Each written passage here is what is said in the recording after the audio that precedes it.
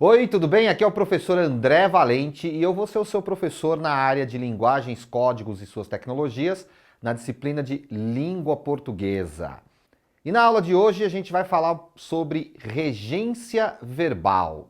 Então vamos lá, né? O que é a regência? Tá? A regência, ela é o estudo da relação das palavras com os seus complementos. Então quando a gente tem um nome, um substantivo, um adjetivo e os seus complementos, a gente fala em regência nominal. A regência verbal é a relação do verbo com os seus complementos, com os objetos. E para ilustrar o nosso assunto, eu trouxe uma tirinha para vocês. Então vamos para a hora da tirinha. E então, alguma ideia para um novo pensamento? Um conceito que abale o mundo velho e traga esperança? Amar ao próximo. Esse é meio batido, né? Mas não foi testado ainda. Aqui. Bom, como vocês viram aí, né? Temos uma tirinha aí com uma crítica aí, né? À falta de amor no mundo, né? Estamos precisando de mais amor no mundo. Mas e quanto aos verbos e os seus complementos, né? O que essa tirinha tem para nós aí? Então, como vocês podem ver, né, nesse quadrinho nós temos aí um conceito que abale o mundo velho e traga esperança.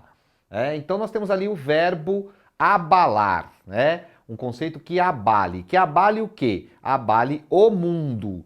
Então nós vemos aí que o verbo abalar, ele é um verbo que ele precisa de complemento. Esses verbos que precisam de complemento, nós chamamos de verbos transitivos. São aqueles em que a ação não fica só no verbo. Então, por exemplo, o verbo abalar. Quem abala, abala alguma coisa. Então precisa aí de um complemento. E no caso, o complemento ele pode ser direto ou indireto. O complemento é direto quando não há necessidade de uma preposição para ligar o verbo ao complemento. Então é o caso aqui, abale o mundo. Então nós temos ali a ligação com o substantivo mundo que forma aí o complemento é o artigo, mas o artigo acompanha o substantivo, ele não é necessário aí para o verbo. Então esse verbo não precisa de preposição para se ligar ao complemento. Então nós temos aí um verbo transitivo direto. E o complemento do verbo transitivo é sempre um objeto. E do verbo transitivo direto, o objeto direto. E aqui nós temos o verbo amar. O verbo amar, ele é um verbo transitivo direto. Quem ama, ama alguém, alguma coisa, alguma causa, enfim, o verbo amar é um verbo transitivo direto, ele não precisa da preposição. Mas então, por que será que aqui nós temos o verbo amar com a preposição? Porque no quadrinho aí está amar ao próximo, e não amar o próximo. Aqui acontece o seguinte, para evitar a redundância, a confusão entre quem é o sujeito e quem é o complemento do verbo, aqui é necessário colocar a preposição. É mais ou menos o seguinte, amar o próximo. O próximo aqui, ele poderia ser também o sujeito, poderia ser ele que estaria amando. Então, para evitar essa confusão, é colocada a preposição. Então fica amar ao próximo. Alguém está amando a alguém. Então a preposição aí, ela é um auxílio para evitar a redundância. Nesses casos, nós vamos dizer que o verbo está preposicionado. E o complemento aí é o objeto direto preposicionado. E aqui nós temos a frase eu gosto de assistir. E essa frase, essa oração, ela tem um verbo aí que é o verbo assistir, que nesse caso também pede complemento. Então, quem assiste, aí nós temos uma questão. O verbo assistir, ele pode ter mais de um sentido. E o que vai depender o sentido dele é exatamente o uso ou não da preposição. Então, nesse caso, por exemplo, eu gosto de assistir aos filmes do Senhor dos Anéis. Nesse caso aqui, assistir significa ver. E quando o verbo assistir significa ver, ele precisa da preposição. Embora no dia a dia a gente está muito acostumado a falar, eu assisto o filme, eu assisto o jogo, eu assisto a série.